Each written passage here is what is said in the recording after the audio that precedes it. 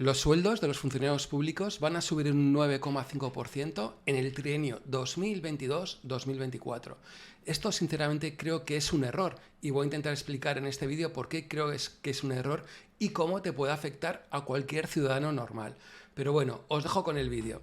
Lo primero, indicaros exactamente cómo van a ser estas subidas, ¿no? En la columna de la derecha os puede aparecer cómo se van a producir estas subidas, ¿no? Hay, por un lado, tendríamos una subida de un fijo de hasta un 8% en 3 años y luego hay una serie de variables de un 0,5% cada año, podríamos decir, en el caso de que el IPC tenga una subida por encima de una cantidad en concreta de dinero y si el PIB nominal crece por encima, digamos, de otra cantidad, ¿no? Vamos a ponerlo con el ejemplo claro. En el año 2022, por ejemplo, la subida sería del 3,5% de carácter fijo, ¿vale?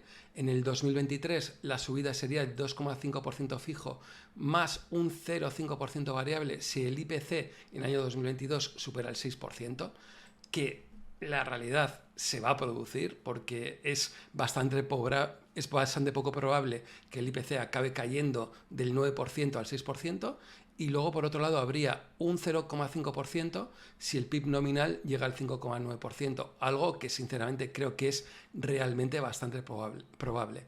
En el año 2024 la subida sería del 2% y se añadiría un 0,5% adicional si el IPC en septiembre del año 2023 supera el 6%, algo que sinceramente yo creo que también desgraciadamente pues va a ser bastante probable, ¿no? Bien, ¿por qué creo que qué cosas buenas tiene esto? Porque a veces estamos hablando de errores, pero yo creo que tiene alguna cosa positiva, ¿no?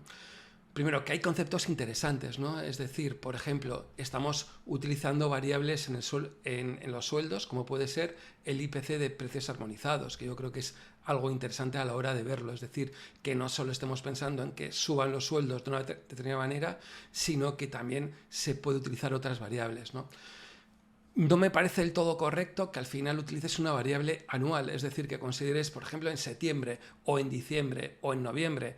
Creo que puedes hacerlo con una media, que yo creo que es mucho más apropiado y te quitas de problemas de que ese mes pues puede que ese gobierno tenga suerte o tenga mala suerte y le influya, ¿no? ¿Por qué no podemos utilizar la variable anual con lo fácil que es estadísticamente hacerlo, ¿no? Utilizar otra variable, por ejemplo, como el PIB nominal, también me parece algo interesante, porque refleja en cierta manera cómo va la economía y ese aumento de recaudación, pues en cierta manera cómo se puede repartir, ¿no? Entonces yo creo que es un concepto realmente interesante. O el concepto que sean subidas plurianuales, en las que en cierta manera se puede negociar todo y da una cierta tranquilidad social, aunque como veremos en el vídeo hay cosas que tampoco es que me hayan hecho pues excesivamente gracia, ¿no? Por otro lado, estaríamos hablando que en la empresa privada son situaciones que se suelen producir también, ¿no? Como determinadas subidas de sueldo se determinan a determinadas variables, ¿no? Por ejemplo, el crecimiento de beneficios, si hay aumento de ventas, si hay margen de EBITDA, ¿no? Es decir, que estamos hablando de una situación pues que ya se está produciendo en la empresa privada y yo creo que tiene claramente sus ventajas, ¿no? Otra de las cosas que yo creo que pienso porque ha sido un error y creo que es un error muy grave por parte de UGT y comisiones obreras. Hay que recordar que otros sindicatos como CESIF no está de acuerdo en absoluto de todo esto, ¿no? Primero, ¿por qué? Porque los sindicatos tienen dos objetivos claros, clarinetes, ¿no? Y el primero de ellos siempre es mantener el empleo. Pero ¿qué es lo que pasa? Si estamos hablando de funcionarios que no se les puede despedir, esto ya se da por supuesto, ¿no? El segundo objetivo que tiene cualquier sindicato es que no haya pérdida de poder adquisitivo mínimo o que por lo menos incluso que haya crecimientos. Es decir, que los sueldos suban a mismas tasas que, digamos, que la inflación. Pero lo dicho, ¿no? Yo creo que hoy por hoy, teniendo en cuenta la inflación del 2022, yo creo que es algo que sinceramente pues no se va a producir, ni mucho menos, ¿no?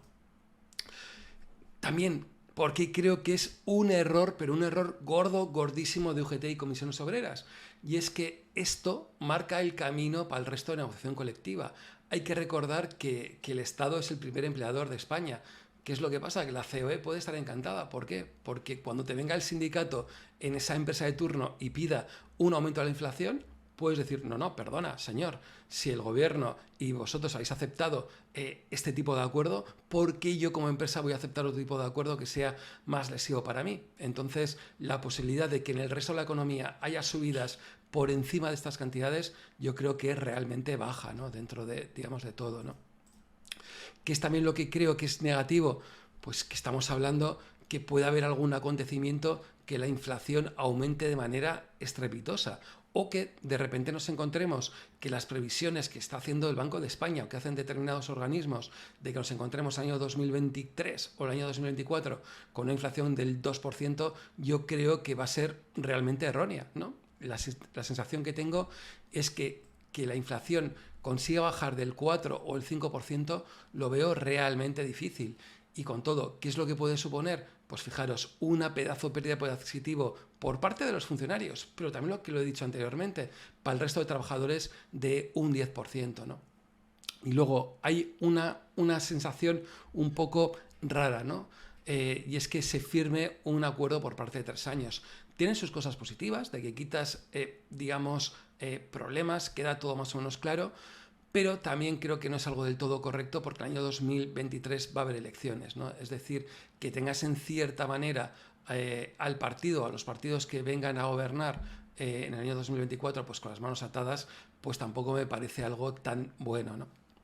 Quizás lo más adecuado sería que esto se habría negociado, digamos, con la mayor parte del Congreso, que tendríamos para aprobar algo o planes, en este caso plurianuales, que se utilizarán pues esas mayorías cualificadas, por ejemplo, de 2/3, y con esto pues realmente pues nos estamos quitando pues yo creo que bastantes problemas, ¿no? Pero bueno, lo importante, ¿cuál es tu opinión? ¿Te parece que realmente es una cagada por parte de los sindicatos o te parece que es algo positivo en general para el país? Nada más, espero tu opinión.